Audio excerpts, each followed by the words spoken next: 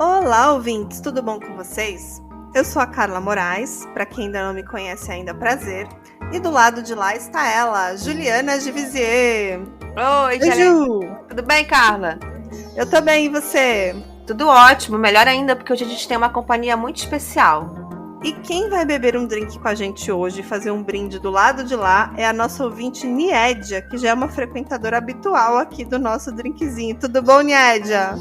Oi, meninas, tudo bem? E vocês como é que estão? Tudo bem? Oi de novo, né? Porque já é a segunda participação dela aqui. E já é frequentadora, né? Acho que hoje eu vou sentir mais à vontade para a gravação do que da primeira vez. Ah, sim. Vai ficando mais fácil com o passar do tempo, né? E eu trouxe a Nied aqui porque desde aquela gravação que a gente fez junta, que foi um caso muito legal, né? Da grávida de Tauba, Texas. Quem não ouviu ainda tem que ouvir. Babadeiro aquele caso. É o Taylor Parker, episódio 100. Isso mesmo. Apelidado de grávida de Tauba, Texas. Adoro. E desde aquela época eu tava com esse caso na cabeça, porque a Niédia, todo mundo já sabe, a gente já falou da outra vez, ela mora na Nova Zelândia, ela é uma brasileira que mora lá, e tem um caso famoso lá, que já virou até filme aí, um caso de um crime real, e eu falei, ninguém melhor que ela para participar do episódio de hoje, né? Então você tá preparada, Niédia? Ah, espero que sim. Então vamos lá pro caso de hoje, Ju? Vamos, e eu tô sabendo que a Niédia fez suas próprias pesquisas sobre esse caso, e ela tem várias informações legais para trazer pra gente. Então, esse caso é lá do início da década de 50 e a gente vai contar a história de duas adolescentes de Christchurch, na Nova Zelândia. Você conhece essa região, esse local, Niédia? Sim, essa é a maior cidade da Ilha Sul da Nova Zelândia. Ela fica 7 horas da onde eu moro. Eu tive lá uma vez. É o lugar mais próximo, assim, com as praias do Brasil que eu já tive aqui. Que tu vai, assim, ter aquela areia da praia, o mar. Normalmente a praia aqui não é assim. E eu adorei lá. A gente até planeja, assim, quando a gente sair da onde a gente mora aqui, morar nessa cidade, porque é muito, muito assim, verão. Apesar de ser frio, que é na Ilha Sul, mas é mais quente que aqui onde a gente mora. Entendi. Bom, então a gente vai contar a história hoje da Pauline Parker e da Juliette Hume, que se conheceram e a amizade delas cresceu ali bem rapidamente, porque elas tinham várias coisas em comuns, também um histórico ali de problemas de saúde ali durante a infância. E por essas e outras, elas passavam muito tempo juntas, tá? Elas eram meninas que não tinham muitos amigos, não tinham outros amigos, né? Ao contrário ali de amizades mais saudáveis, o relacionamento entre elas era meio assim obsessivo, né? Elas pareciam meio codependentes uma da outra e tudo teria começado a desandar. Então eu vou contar um pouco a história dessas duas adolescentes. Você pode ler pra gente, Ju? Sim.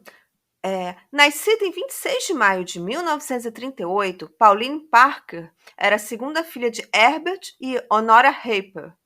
Aos 5 anos de idade, ela foi hospitalizada com osteomielite, uma infecção incapacitante da medula óssea, e, embora ela tenha sobrevivido aos tratamentos dolorosos, ela sofreu dor crônica nas pernas durante toda a sua juventude, o que a dispensou das atividades físicas da escola. Ela tinha interesse em arte e escrita e mostrou talento esculpindo com argila. Embora não fosse uma família muito religiosa, Pauline e sua irmã Wendy passavam algum tempo frequentando a igreja metodista e muitas vezes iam em passeios organizados pela igreja. Quando ela foi estudar na escola de Christchurch High School, que era uma escola religiosa só para garotas, ela conheceu. Essa escola existe até hoje, e aqui é muito comum escola só para garotas e só para garotos até hoje aqui. Olha, interessante. Eu não sabia, porque realmente é uma coisa que antigamente tinha, mas eu não sabia que na cultura da Nova Zelândia isso ainda era usual. Interessante, né? Aqui assim, o pessoal da super, super elite só estuda escola assim. É super chique estudar. Uma escola só para garotas. E tem só para garotos também, Interessante. E foi lá nessa escola, né, que a Pauline conheceu a Juliette Hume e formou essa amizade aí que mudaria radicalmente o curso das suas vidas. E a Juliet, ela era alguns meses mais nova que a Pauline, mas elas estavam no mesmo ano na escola. E elas tinham outras coisas em comum, claro, mas como eu falei, um dos fatos principais era que ambas tiveram sérios problemas de saúde na infância.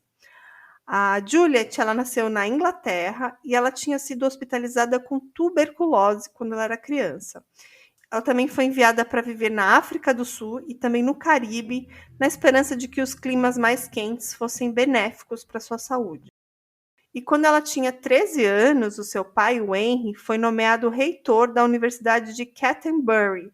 E a família se mudou para Christchurch, na Nova Zelândia, e foi lá que as duas se conheceram. Eu estava procurando sobre essa universidade, ela fica, tipo, no centro ali da cidade, pelo que eu percebi. E eu achava até que era, tipo, alguma cidade do lado, assim, mas não, é dentro da própria cidade de Christchurch mesmo. Entendi. É a universidade pública, igual aqui no Brasil, que tem as universidades públicas ou não? Só uma curiosidade. Normalmente as universidades aqui são pagas, não tem universidade pública. É tipo assim, ela é meia pública, meia particular, tu paga uma taxa anual, uma coisa assim. Sim. Interessante.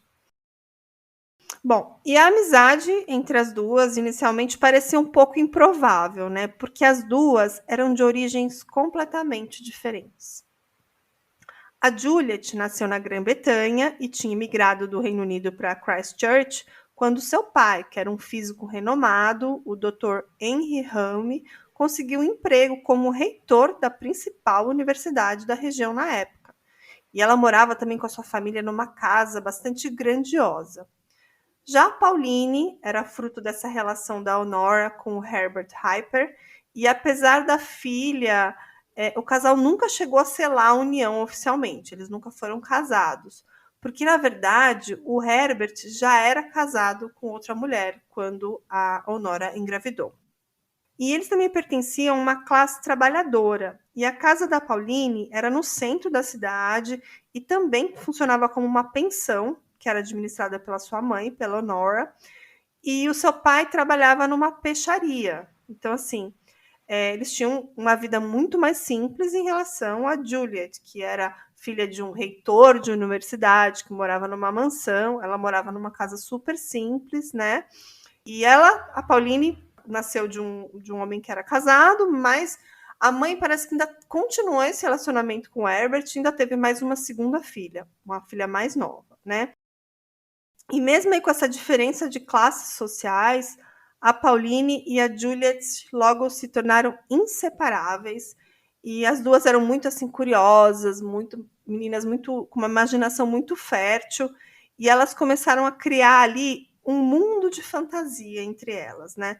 Elas viviam inventando histórias, elas tinham codinomes entre elas, elas se renomearam de Gina e Débora, e viviam fazendo planos de uma vida de fama, vida de fortuna, queriam ser atrizes nos Estados Unidos, queriam escrever livros e viver como artistas famosas. Acho que é o sonho de muito adolescente, né? A gente fantasia muito, e com elas não era diferente, né? Uma curiosidade, não sei se você falou e eu perdi, qualquer coisa corta. Como elas se conheceram, já que elas tinham essa diferença de classe social? Elas eram amigas? Elas estudaram na mesma escola.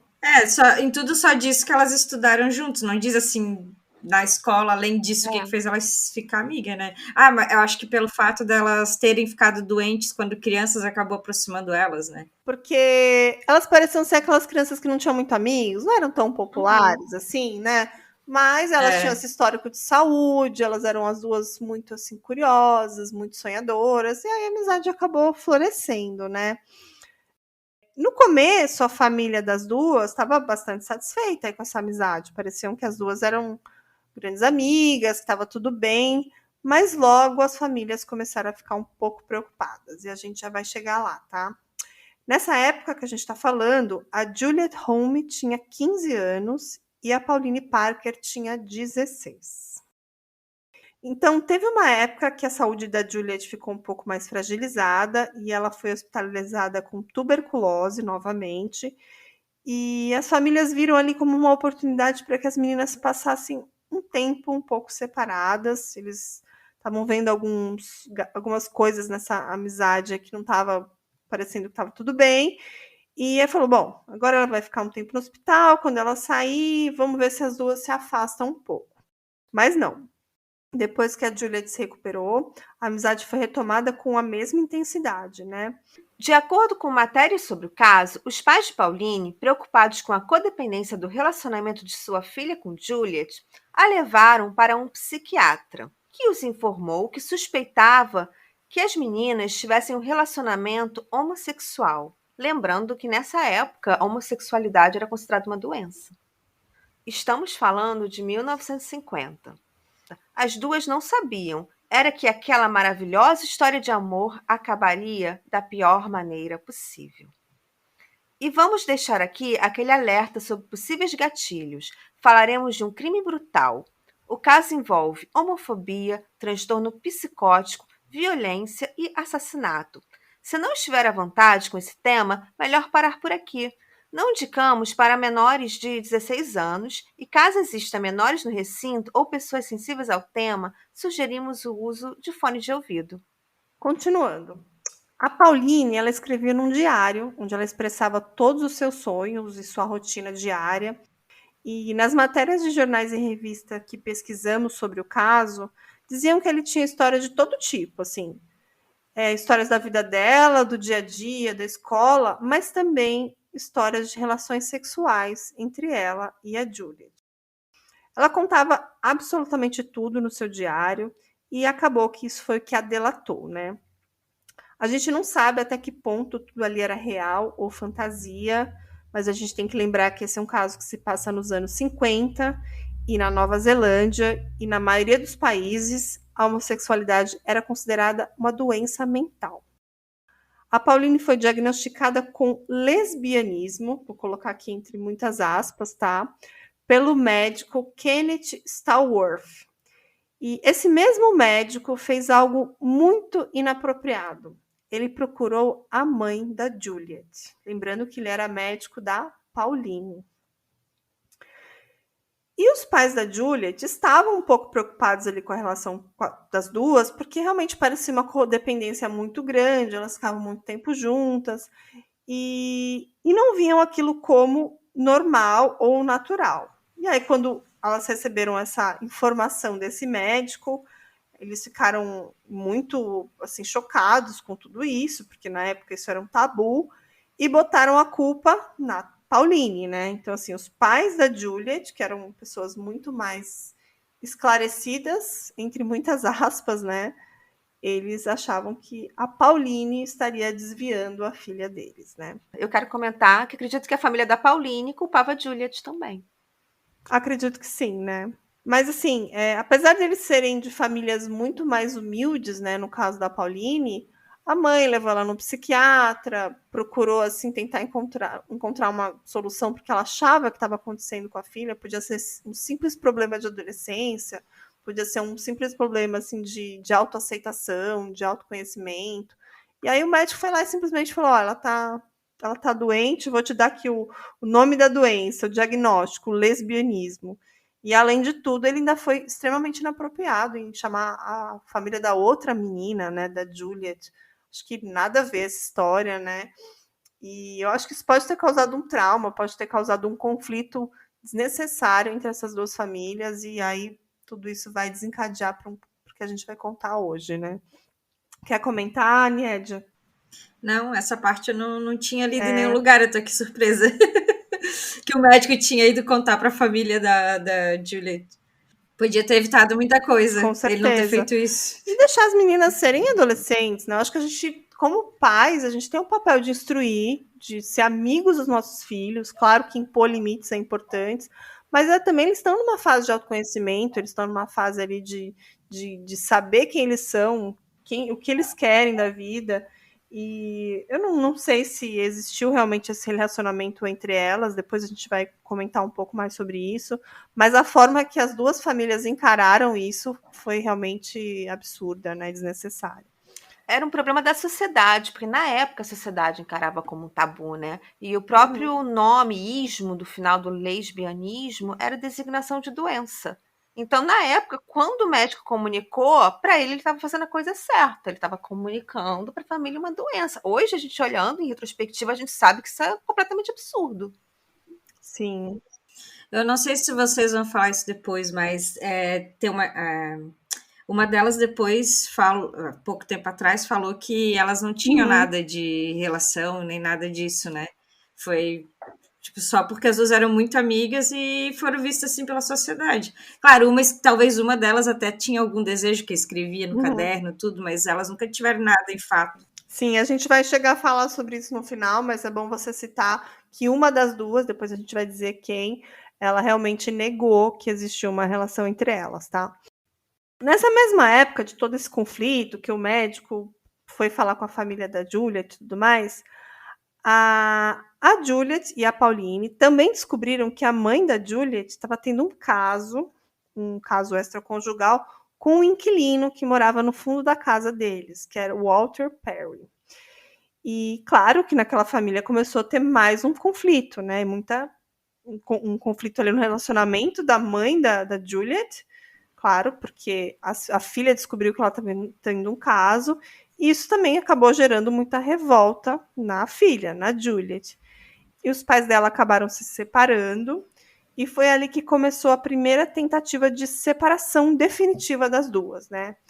Os pais da Juliette iam se separar, então eles falaram: bom, vamos aproveitar que a gente vai morar longe, então vamos deixar a Juliette e a Pauline também separadas, né?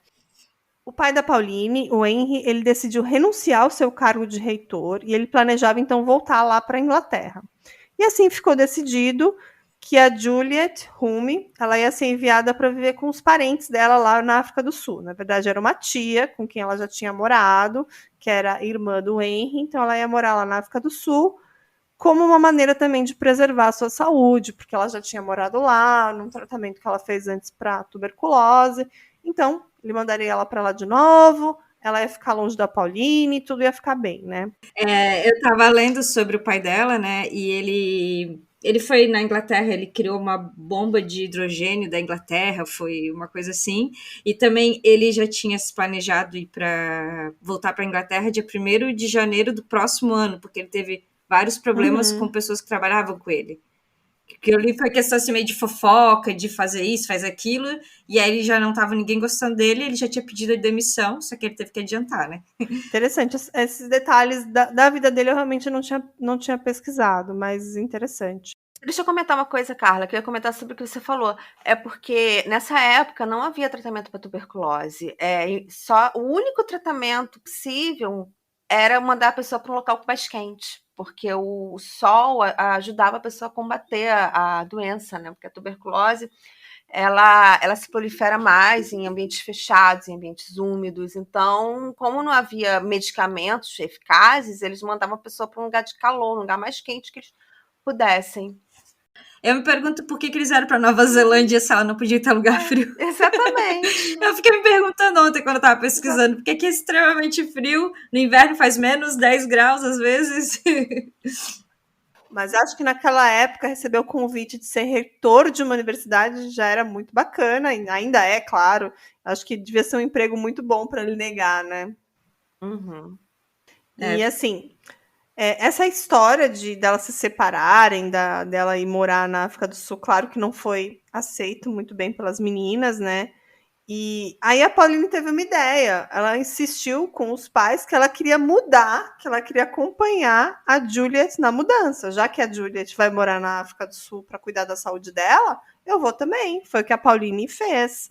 Ela queria fazer isso sem a permissão da mãe e começou a insistir nessa ideia. E elas começaram a perceber que cada vez estava chegando mais perto a hora da Juliet ir embora, elas iam ser separadas definitivamente. Começaram a ficar em pânico com essa decisão, né? Elas tentaram mais uma vez conversar com seus pais, pedindo para que a Pauline pudesse se mudar com a Juliet. Claro que eles disseram que não, né? Tanto os pais da Juliet quanto os pais da Pauline disseram que não, que categoricamente isso não faria o menor sentido, recusaram isso. E com isso, a única solução encontrada pela dupla seria o assassinato da Honora, da mãe da Pauline, e uma fuga para os Estados Unidos. Olha que loucura. Ela tinha planos de mudar para os Estados Unidos, queriam publicar textos, escrever livros, viver da sua arte lá nos Estados Unidos. E elas escreveram tudo isso. Na verdade, quem escreveu isso foi a Pauline, no seu próprio diário, dizendo assim, olha, não vai ter jeito, a gente vai ter que matar minha mãe e a gente vai embora para os Estados Unidos, porque estão querendo mandar a Juliette embora lá para a África do Sul, e eu não vou aceitar isso. Então, assim, tudo estava escrito no diário da Pauline. Nesse mesmo diário estava escrito que o único obstáculo entre ela e a Juliette era a Honora Parker, a sua mãe, e que por isso ela decidiu matá-la. As meninas começaram a planejar o assassinato de Honora no início de junho de 1954. Em 22 de junho, Honora levou Pauline e Juliette para Victoria Park. As duas insistiram no passeio, com a justificativa que seria um tipo de despedida, já que em breve elas seriam separadas. As três tomaram chá num quiosque e depois partiram para uma caminhada. Depois de passear por uma passarela isolada, as meninas usaram um tijolo para espancar fatalmente Honora. Elas correram de volta para o quiosque de chá, coberto de sangue, e gritaram por ajuda, alegando que Honora caiu. A polícia foi chamada e Honora foi encontrada em péssimo estado pelo caminho. A polícia estava desconfiada desde o início, já que os ferimentos de Honora não pareciam indicar uma queda. Depois descobriram mais sobre o crime. Em um lugar solitário do parque, Juliette jogou uma pedra ornamentada no chão, fazendo com que a senhora Parker se agachasse para pegá-la. Eu não entendi muito bem quando li isso das matérias. Não sei se era uma pedra colorida ou diferente, mas era algo que chamou a atenção. Nesse momento, Pauline havia planejado golpear sua mãe com metade de um tijolo envolto em uma meia calça, usando isso como arma. As garotas acharam que isso seria o suficiente para matá-la. Entretanto, foram necessários 45 golpes de ambas para finalmente apagar a Honora Parker. A brutalidade do crime contribuiu para sua notoriedade. Honora chegou a receber atendimento médico, mas morreu no dia seguinte. Ambas as meninas finalmente fizeram confissões completas, admitindo que ambas haviam espancado Honora com um tijolo. Naquela noite, a polícia encontrou o diário de Pauline. Lá ele expressava seu desejo de viver com seu amor nos Estados Unidos, escrevendo histórias, sendo as duas escritoras. No dia seguinte, as adolescentes foram presas por assassinato. Os advogados das duas tentaram dizer que elas eram culpadas por motivo de insanidade e que não tinham a ideia do que elas fizeram, que elas fizeram era errado, né?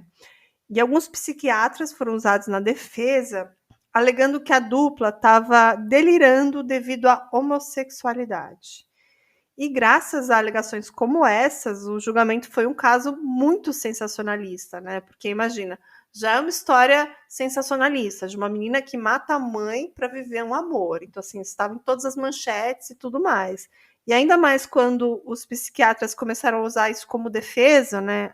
O delírio devido à homossexualidade. Então, esse caso estampou todas as manchetes na época, né? Mas o júri rejeitou essa defesa, rejeitou essa alegação da defesa de que elas eram loucas e no dia 28 de agosto elas foram condenadas por assassinato.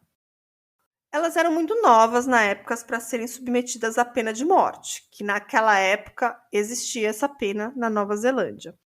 Então elas foram sentenciadas e condenadas a permanecerem presas a critério do Ministério da Justiça lá da época.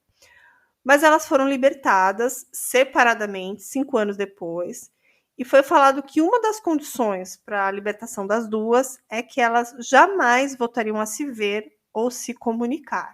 Essa era uma condição. Mas isso também foi desmentido posteriormente, falando que isso nunca existiu, que elas não poderiam mais se ver, que elas cumpririam a pena e que estava tudo bem. Mas em todos os jornais que você lê sobre esse caso, da época, né, fala isso. A única condição é que elas não se vejam mais. Eu acho que isso dava um sensacionalismo a mais para o caso, né? Por conta da história da homossexualidade e tudo mais, né? Sim. Uma ficou presa aqui na Ilha Sul, em Christchurch, e a outra lá em Auckland, na Ilha Norte. Nas ilhas separadas para ficarem bem longe. É verdade, ó. A Nied estudou direitinho o caso. Mas elas foram separadas fisicamente, né? E a Juliet Hume, depois da sua libertação, mudou o nome para Annie Perry, usando o sobrenome do seu padrasto, e ela voltou para a Inglaterra para morar com a sua mãe, que a essa altura tinha se mudado para o povoado escocês de Port Mahomack. Eu treinei para falar direitinho. É um povoado da Escócia para onde ela se mudou. E a Juliet, ela se tornou uma famosa escritora de livros sobre assassinatos, também histórias de detetives e mistérios. Ela nunca se casou e também nunca teve filhos. A Pauline, depois que ela foi libertada, ela estudou na Universidade de Auckland. Ela se formou em 64 e ela passou então alguns anos trabalhando como bibliotecária na cidade de Wellington. Depois ela também se mudou para a Inglaterra, onde ela trabalhou numa biblioteca em Londres por um tempo antes de desistir da profissão de bibliotecária. E quando ela foi libertada, ela também se mudou de nome. Ela começou a se chamar Hilary Nathan e foi morar lá na Inglaterra. Lá na Inglaterra, ela ingressou num convento católico e teria se convertido. E atualmente ela também reside no Reino Unido, nas Ilhas Orcades. Ela não se casou, também não teve filhos, e ela sempre se negou a falar com a imprensa sobre o assassinato da sua mãe, mas as pessoas mais íntimas dizem que a Pauline tem muito remorso e diz estar muito arrependida. Bom, curiosamente, as duas foram morar no Reino Unido, depois de cumprir a pena, né? Uma na Escócia, a outra na Inglaterra, mas eles acreditam que depois disso nenhuma delas voltou a se encontrar. Tá, que ela foi para, que ela ficou reclusa, essa religião que ela entrou, eles não têm contato com TV, com rádio, com nada do mundo exterior, né? Ela meio que se ficou reclusa pelo arrependimento do que fez com a mãe, que ela levou 5 anos para entender o que ela tinha feito com a mãe dela, para ela tipo cair na real, não tinha mais a mãe dela ali. Eu achei isso assim, meu Deus, 5 anos, nossa, foi tipo o tempo que ela levou para sair da prisão. Certo? Quando saiu da prisão, que ela viu que não tinha mãe, que caiu a realidade, assim, não tenho mais. Olha o que eu fiz. E tudo leva a crer que foi a Pauline mesmo que teve essa ideia, né? Ela escreveu nos seus diários, ela meio que fez essa trap ali, essa armadilha para a mãe, né? Levando essa para esse passeio. E, de certa forma, ela foi ali a mentora do crime, né? Acho que a Juliet, ela aceitou, ela concordou em participar, mas tudo leva a crer que a Pauline foi quem idealizou isso, né? No diário dela, ela escreveu o dia do evento feliz, no dia que ela ia matar a mãe dela. E a Juliet, depois, ela em entrevista, falou que se ela não tivesse ido junto, a Pauline ia fazer de qualquer forma, ela estando lá ou não, ela ia ia assassinar a mãe. Sim, exatamente. Ó, a Nied estudou direitinho o caso. Bom, e esse caso teve muita notoriedade, muita repercussão, claro, né? Porque é um combo completo, né? Uma história de cinema, né? Uma mulher assassinada pela sua filha e a melhor amiga, talvez namorada. Então, esse caso, né, virou até um filme, né? Na verdade, foi um filme de 94, inclusive foi indicado ao Oscar, e era um filme do Peter Jackson chamado Heavenly Creatures.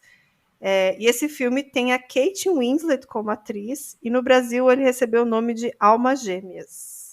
Aí a Niedia me deu uma informação que eu também não sabia, que o Peter Jackson é neozelandês, né? Sim, por isso que o Senhor dos Anéis foi gravado aqui, né? Ele é o diretor de Senhor dos Anéis. As paisagens maravilhosas, né, do Senhor dos Anéis. Quando ele foi gravar, ele veio pra cá, já que ele é daqui, pra ver os melhores locais.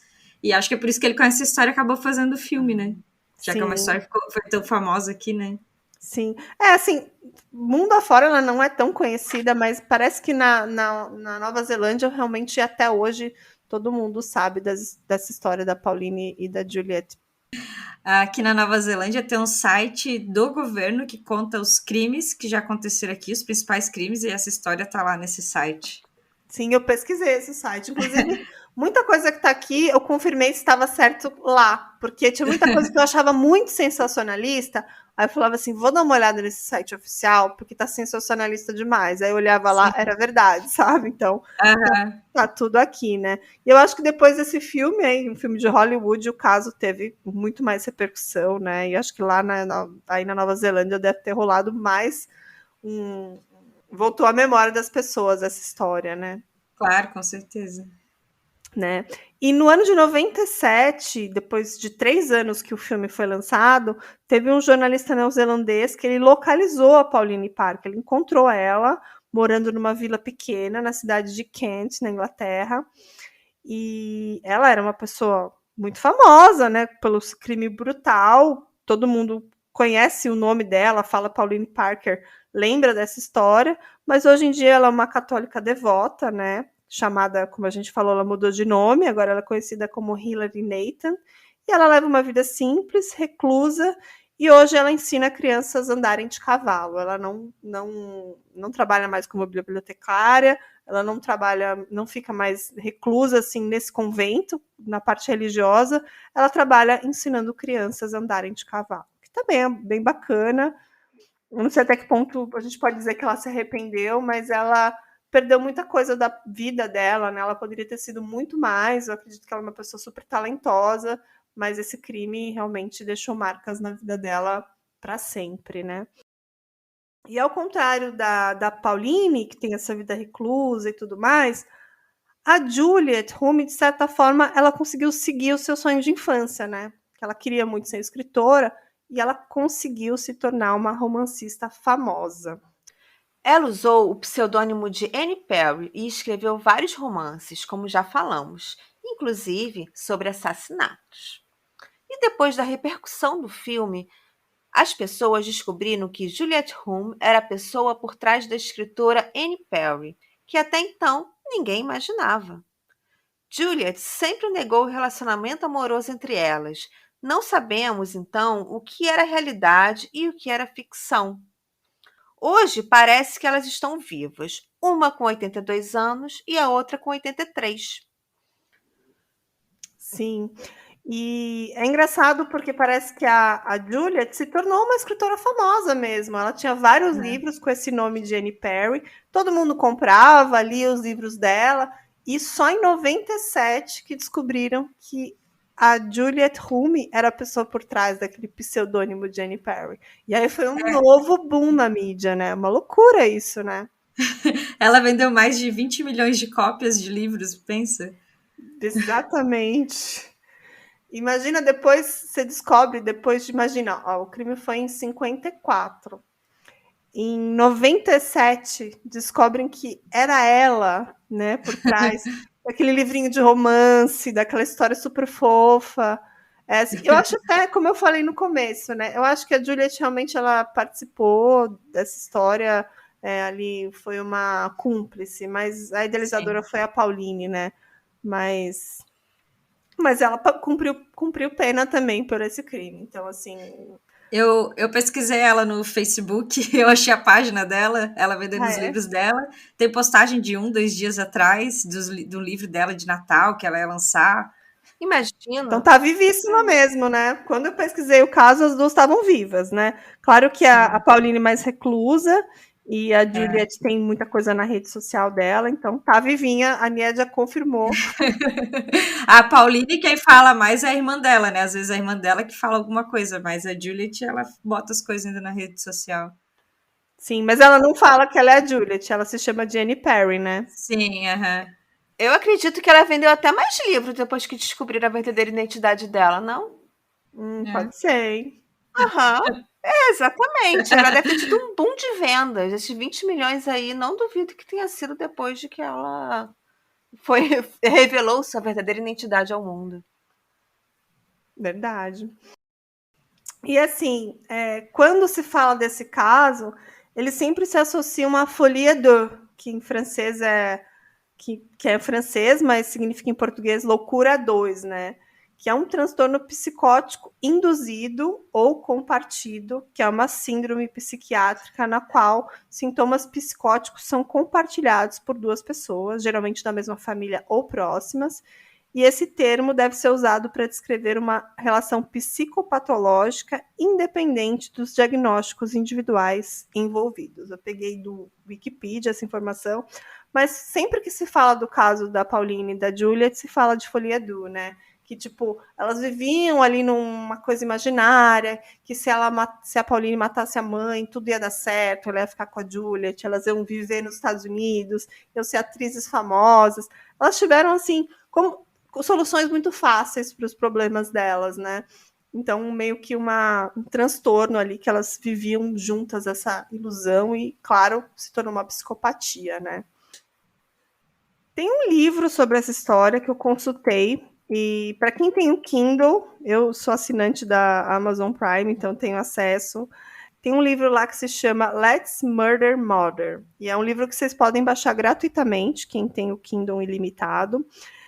Ele é daqueles Boost Top Readers, que são aqueles livrinhos de bolso, pequenininho, mas tem bastante informação que eu tirei de lá sobre o caso de hoje, né? E da outra vez que a gente conversou, Anied, a gente falou de pena de morte na Nova Zelândia, né? Não sei se a Anied lembra. Lembra, aham.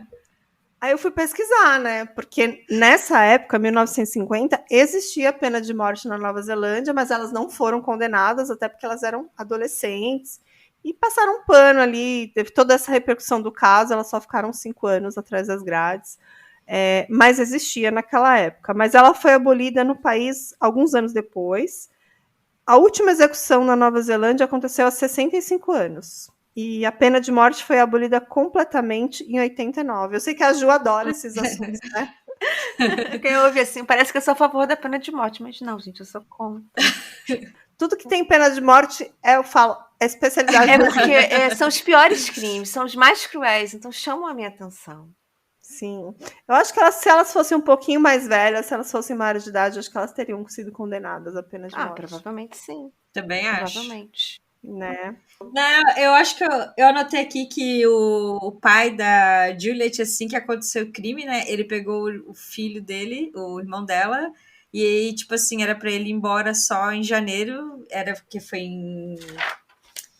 em junho que aconteceu, né? Uhum. Final de junho, começo de julho, ele já estava embarcando no navio de volta para Londres e, tipo, muita gente condenou ele na época por abandonar a filha, por não estar ali para ajudar, né? Depois do que aconteceu. Mas ele disse que ele preferiu pegar o filho e ir embora para proteger o filho de tudo que estava acontecendo, do que ficar, que já tinha a mãe dela aqui para proteger ela, no caso. Sim, e eles também não eram de lá, né? Então, assim, eu até entendo a situação dele, né? Porque a filha já estava condenada, não tinha muito o que fazer pela filha, eu acho, né? Ela pagou. Isso foi antes dela ser condenada, assim que descobriram, né, que foram elas, ele pegou o filho e foi embora. Uhum. Eu entendo também. Eu entendo, não sei, assim, não que a atitude dele foi louvável, mas eu acho que devido às circunstâncias, era uma saída que ele teve que protegia ele, o filho, de certa forma, né? Talvez porque realmente a mídia foi muito sensacionalista com esse caso, né? Então, assim, era o tempo todo imagens, era o tempo todo tentando entrevista, todos os jornais cobriam o caso. E eu acho que em outros países nem teve tanta repercussão, então assim, ele foi embora e ficou um pouco mais tranquilo, né? Aqui também qualquer caso vira super notícia, né? Também que é o país. Aqui na minha cidade, assim que a gente chegou, teve um assalto, o cara com uma faca na mão. E, tipo, meu Deus, foi a notícia, assim, no país todo. Né? Porque não acontece tanta coisa, assim, aqui. Não, né? Aqui deve ter uma meia dúzia só no meu bairro, então. Sim. Tá, bom, como eu falei, as minhas fontes, eu usei o New Zealand History Online, que é esse site oficial da Nova Zelândia, também o NZ History. Também usei o livro, que é esse livro que se chama Let's Murder Mother. E também usei um vídeo no YouTube, que agora eu não me recordo, mas era um vídeo também do governo da Nova Zelândia, um vídeo oficial, como a Niedia falou, né? E é um caso, assim, não é um caso que teve tanta repercussão aqui, é um caso, infelizmente, que as duas mataram a mãe, mas todo esse fato de um médico falar que elas eram lésbicas, irem lá totalmente contra o protocolo que a gente pensa de hoje em dia, de atualmente, isso provavelmente ele seria até julgado por isso, eu acho, mas naquela época isso não aconteceu. Ele foi dito como o herói da história, né? o psiquiatra. E hoje em dia ele seria condenado pela atitude dele, acredito eu. Eu acho que na época ele só seguiu o protocolo médico, as diretrizes clínicas da época. Hoje ele não faria isso, porque hoje as diretrizes clínicas já são diferentes, né? Você tem recomendações, você tem entidades médicas que escrevem, assim, você tem artigos científicos também que falam... Talvez nem tinha algum protocolo nem nada, né? Faz o que dá na telha e é Pode isso. ser, exatamente. Hoje a gente tem, para todas as doenças, para todas as patologias, você tem diretrizes clínicas e baseadas em estudos científicos para a conduta dos médicos. Eu acho que hoje nenhum médico faria isso. Acredito que não. Se fizesse, assim, rasga o diploma de medicina, porque não tem como, né? Sim. E a gente não sabe até que ponto era real ou era uma imaginação, né? A gente não sabe até que ponto esse relacionamento existiu, ou se ela queria que existisse, se era uma coisa mútua, ou se era uma coisa só da cabeça da Pauline, né? Mas a partir do momento que o médico escreve isso, que o médico diagnostica isso e chama a família das duas, esse problema tomou uma outra proporção. Eu acho que isso acabou levando a esse crime tão brutal, né? Sim. Eu acredito que elas realmente tinham um romance. Acredito que até o fato delas negarem é porque até hoje ainda existe um certo tabu pela homossexualidade, sabe? Considerando que são pessoas que nasceram de outro tempo, que já têm uma idade avançada.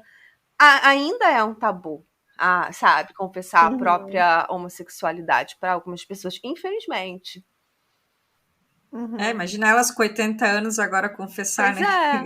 É capaz de ainda ter gente que fala assim, viu? Eu falei que era por isso que vocês fizeram o crime. Eu acho que elas nunca vão confessar. Mas uma coisa que eles falam muito, que eu li nesses sites de fofoca, né?